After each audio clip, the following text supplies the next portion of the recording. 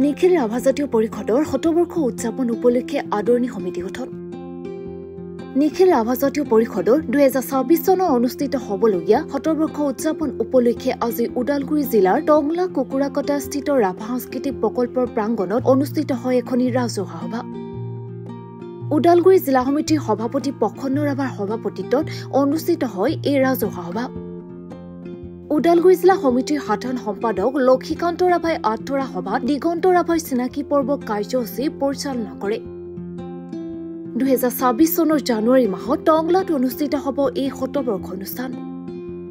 কেন্দ্ৰীয় সমিতিৰ শতবৰ্ষ উদযাপন সমিতিখনত সাংসদ দিলীপ শইকীয়া মুখ্য উপদেষ্টা, অসম বিধানসভাৰ অধ্যক্ষ বিশ্বজিৎ দৈমাৰীক সভাপতি, বিনোদ ৰাভাক কাৰ্যকৰী সভাপতি, প্ৰভাত চন্দ্ৰ ৰাভাক মুখ্য সম্পাদক হিচাপে লৈ এক শক্তিশালী সমিতি গঠন কৰে। নমস্কাৰ, আপোনালোকৰ চেনেললৈ আমি অশেষ ধন্যবাদ দিছোঁ।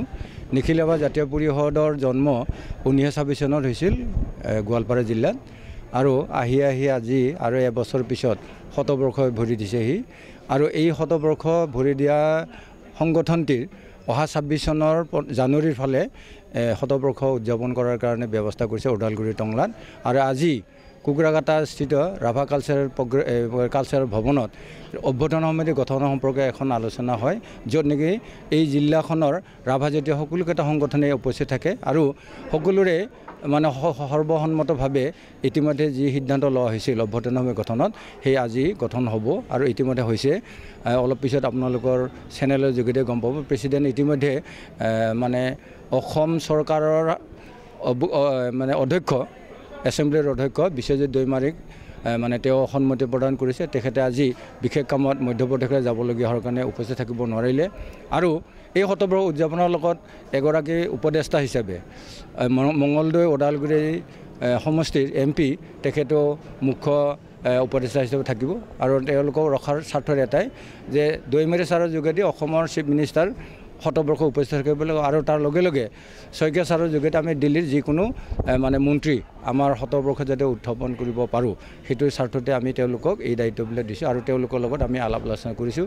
ইতিমধ্যে গাঁও সভা সমিতিবিলাক পাতি থকা হৈছে। সকলো ৰাইজে উৎসাহেৰে সৈতে মানে আমাক সমৰ্থন জনাইছে। ৰাইজে উৎসাহেৰে সহযোগ আগবঢ়াব, এই কথাটো আমি জানিও নিখিল ৰাভা জাতীয় পৰিষদৰ সভাপতি হিচাপে নহয়, ওদালগুৰি জিলাৰ এগৰাকী সদস্য হিচাপে আমি নিশ্চয় আনন্দিত আৰু গৌৰৱান্বিত যে নিজৰ জাতিটো সকলোৱে একেলগে সেৱা কৰাৰ, একেলগে সংগ্ৰামত মিছিলত থিয় হোৱাত আমি ধন্যবাদ আৰু কৃতজ্ঞতা জনাইছোঁ। আৰু তাৰ লগে লগে আপোনালোকে চেনেললৈ আমি শতবৰ্ষৰ কাৰণে যিবিলাক কাৰ্যসূচী ল'ম, সেই কাৰ্যসূচীবিলাকত চেনেলৰ যোগেদি প্ৰচাৰ কৰি আমাক আপোনালোকে হাত উজান দিব, আৰু তাৰ বাবে অনুৰোধ ৰাখি বক্তব্যখিনি সামৰিছোঁ। ধন্যবাদ।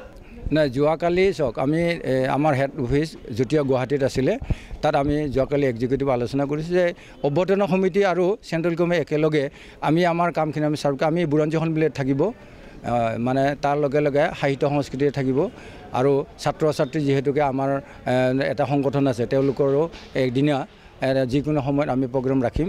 মহিলা সমিতিৰো উত্তৰণৰ ক্ষেত্ৰত আমি কথা পাতিম। আৰু তাৰ লগে লগে ৰাজনীতিৰ উত্তৰণ যদি কৰিব পৰা যায়, 2026 চনত ৰাভাসকলে কি পদক্ষেপ ল'লে ৰাজনৈতিক পক্ষখনত ইয়াৰ বলিষ্ঠ মানে চিত্ৰ দাঙি ধৰিব পৰা যায়, তাৰো চিন্তা নিখিল ৰাভা জাতীয় সদস্যই কৰিছে।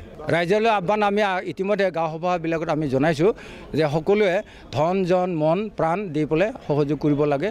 আৰু যিহেতুকে এটা ঐতিহ্যমণ্ডিত উত্তৰ পূৰ্বাঞ্চলৰ আটাইতকৈ শক্তিশালী সাংস্কৃতিবান এটা জাতি, গতিকে ইয়াৰ শতবৰ্ষ অধিৱেশনখনত সকলো ফালৰ পৰা তেওঁলোকে সহযোগ কৰিবৰ কাৰণে আমি আহ্বান জনাইছোঁ। টংলাৰ পৰা মিন্ময় চহৰীয়া ৰিপৰ্ট, গ্ল'বেল এনি।